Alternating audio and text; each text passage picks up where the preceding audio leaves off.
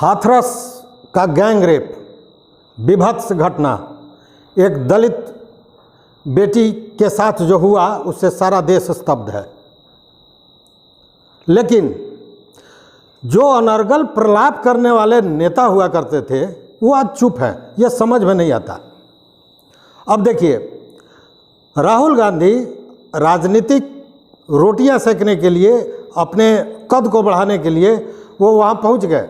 उन्होंने गिरफ्तारी भी दी, धक्का मुक्की उनके साथ हुआ।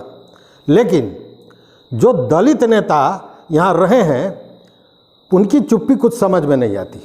बिहार के एक राष्ट्रीय स्तर के दलित नेता रहे हैं रामविलास पासवान जी, हालांकि अभी वो बीमार हैं।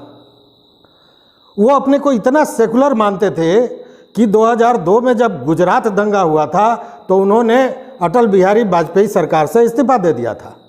लेकिन इतनी बड़ी घटना पे वो चुप है। चलिए, वो बीमार है मान लिया, लेकिन लोजपा के राष्ट्रीय अध्यक्ष चिराग पासवान जो मसाल लेकर घूम रहे हैं कि वही एक दलित नेता बिहार के बचे हुए हैं, उनकी चुप्पी का क्या कारण है? क्यों चुप हैं? चिराग जी बोलिए, ये क्या हो रहा है दलितों के साथ? अब देखिए, नीतीश जी दलित महादलित को बांटने वाले, और दलित को, आपको पता है अभी बिहार चुनाव है, दलित को कैसे अपने पाले में लाएंगे इसके लिए उन्होंने प्रदेश अध्यक्ष बना दिया अशोक चौधरी को। लेकिन जिस दलित चेहरा को उन्होंने प्रदेश अध्यक्ष बनाया उनकी जबान पे भी ताला लगा हुआ है। अब तक उन्होंने भी कोई बयान नहीं दिया। क्यों?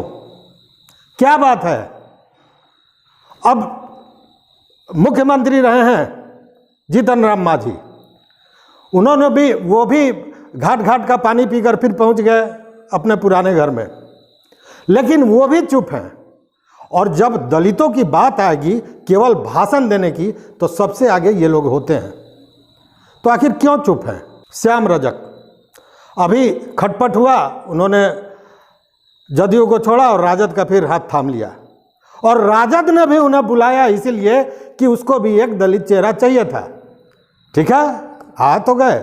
लेकिन जब आज दलितों के साथ ये स्थिति बनी हुई है, इतनी बड़ी दुर्घटना हो रही है, इतना बड़ा दुर्व्यवहार हो रहा है, तो चुप क्यों हैं? जनता, जो दलित भाई बहन है वो आपसे जवाब मांग रहे हैं और इसका खामियाजा भुगतना पड़ेगा।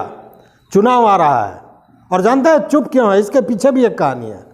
चुप इसलिए हैं कि चुनाव आ रहा है और वो भी जानते हैं कि केवल दलित के वोट से उनकी जीत सुनिश्चित नहीं होने वाली है। तो स्वाभाविक है कि अब दूसरे वर्गों को, जाति को खुश रखने के लिए वो अपने ही भाई बहनों के कुल्हाड़ी चराने को तैयार है। स्थिति यही बनी हुई है। तो दोस्तों, दलित राजनीति करने वालों का चेहरा सामने है।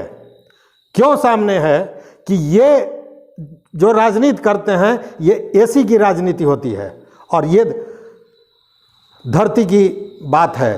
तो स्वाभाविक है एसी में रहने वाले धरती के लोगों का रेंगना देखते नहीं है, और सच्चाई यही है।